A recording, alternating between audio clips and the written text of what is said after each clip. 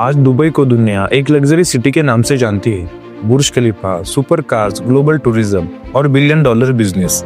लेकिन 70 साल पहले ये जगह सिर्फ एक छोटा सा डेजर्ट टाउन था।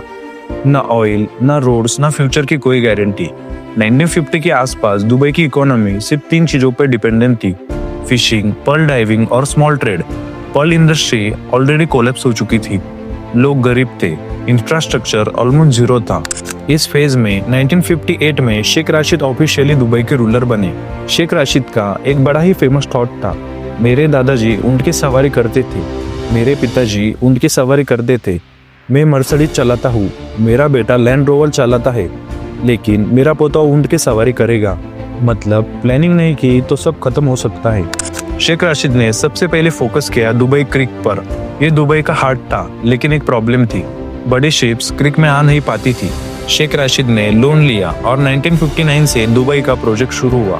इससे रिजल्ट ये हुआ, बड़ी कार्गो शिप्स आने लगी। इंडिया, ईरान, अफ्रीका के ट्रेडर्स दुबई सेटल होने लगे। इस वजह से दुबई एक इंटरनेशनल ट्रेडिंग पोर्ट बन गया था। देन शेख राशिद ने ट्रेडर्स को no income tax, no import export duty, safe और स्टेबल बिजनेस एनवायरनमेंट ऑफर किया। इस वजह से फॉरेन ट्रेडर्स ने दुबई को चूज किया। दुबई सिर्फ सिटी नहीं बल्कि एक अपॉर्चुनिटी बन गई थी।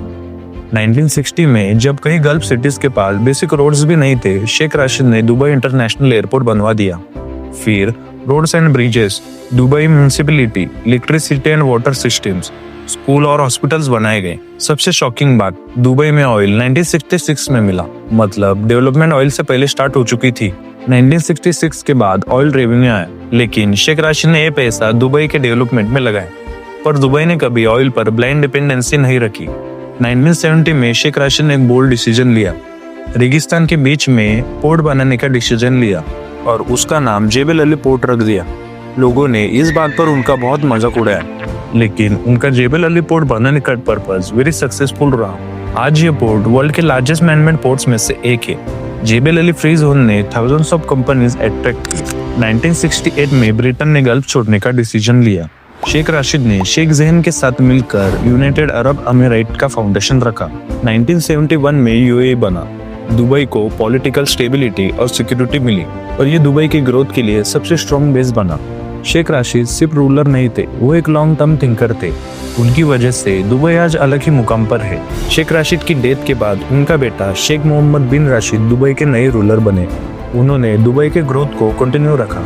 आज के दिन दुबई में वर्ल्ड की टॉलेस्ट बिल्डिंग बुर्ज खलीफा, दुनिया का सबसे बड़ा शॉपिंग मॉल दुबई मॉल, दुनिया का मोस्ट लग्जरियस होटल बुर्ज अल अरब, दुनिया की fastest police cars, Dubai international airport जो दुनिया का बिगेस्ट एयरपोर्ट है, और ऐसे कई चीजों के साथ दुबई ने कई वर्ल्ड रिकॉर्ड बनाए।